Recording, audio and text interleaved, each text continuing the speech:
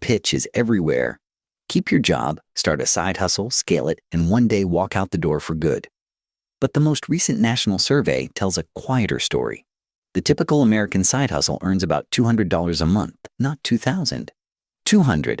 The average gets dragged up to roughly $885 by a small group of high earners, but the median person makes pocket money. So before anyone quits anything, we took the long look at the real math between a side hustle and a full-time job.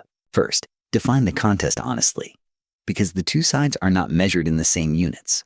A full-time job pays you a wage, but it also hands you a bundle of things that never show up on your paycheck: half of your payroll tax paid by someone else, subsidized health insurance, a retirement match, paid time off, and a salary that arrives whether or not you closed a sale that week.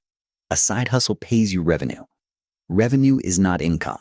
Out of that revenue, you pay your own full tax, you buy your own benefits, you cover your own downtime, and you absorb every slow month yourself. So the real question is never how much does the side hustle gross. It's what does the side hustle net per hour after it has to pay for everything the job was quietly paying for. That single reframe changes almost every comparison you've ever seen. Start with the raw earnings, because the distribution is lopsided in a way the success stories hide. In the 2025 Bankrate survey, the median side hustler earned about $200 a month, down from $250 the year before.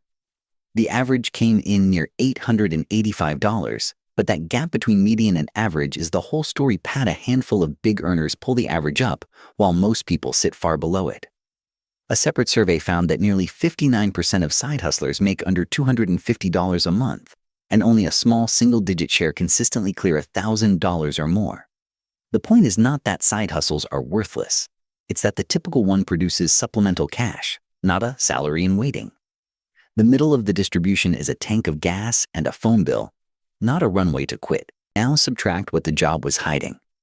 When you earn side income as your own boss, you owe self-employment tax of 15.3% on the profit.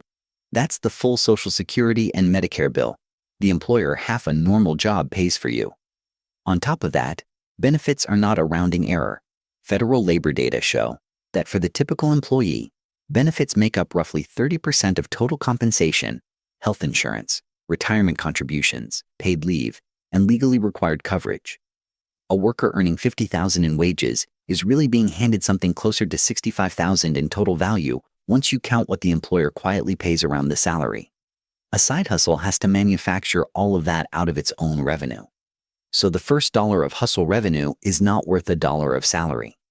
After self-employment tax and the benefits you now have to buy yourself, it's worth far less, often in the range of 50 to 60 cents on the dollar before you've covered a single business expense. Put time into the equation and the picture sharpens further. Take the typical side hustler at the average of about $885 a month, call it roughly $10,600 a year, already kinder than the median. Surveys put the common time commitment around 8 to 10 hours a week, so call it about 450 hours a year. On the surface, that looks like more than $20 an hour. But that's gross revenue divided by billable time only. Self-employment research is blunt about this. Only about 60 to 70% of your working hours are ever paid. The rest goes to finding customers, marketing, admin, invoicing, and the proposals that go nowhere. Fold the unpaid hours back in, take out the 15.3% self-employment tax, and the benefits you're now self-funding, and that $20 headline collapses toward the single digits. For a large share of side hustlers, the true effective hourly rate, fully loaded, lands at or below the minimum wage. They are not underpaid at a job. They are working a second one for less. So why does the math feel so different from the feed? Survivorship bias. Every quit your job story you scroll past is, by definition, a survivor.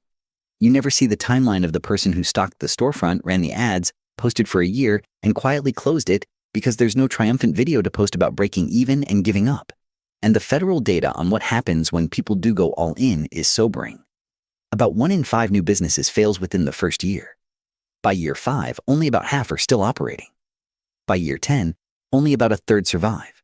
Those are the people who committed fully, not the side hustlers testing the water. Stack that against the survey, finding that nearly 7 in 10 side hustlers say they'd actually rather have one stable main income if they could, and the popular narrative inverts. Most people aren't hustling toward freedom. They're patching a budget, and the loudest voices are the rare ones who made it out. None of this means never go full-time. It means going full-time is a financial decision, not a motivational one.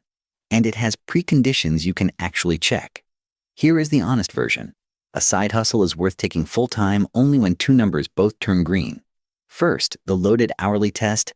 When you compute your true effective hourly rate, revenue minus expenses minus the 15.3% tax, divided by every hour the hustle really eats, paid and unpaid. And that number already beats what your job pays per hour before you've quit. Not projected to beat it someday. Already beating it, on the side, on nights and weekends. If it can't clear that bar part-time, full-time hours won't fix the economics, they'll just expose them. Second, the runway test. Enough cash saved to cover 6 to 12 months of full living costs, including the health insurance and retirement contributions the job was silently funding, so a few slow months can't end the experiment. When both numbers are green, going full-time is rational. When either is red, the data says you're not scaling a business. You're subsidizing a hope. The pattern holds.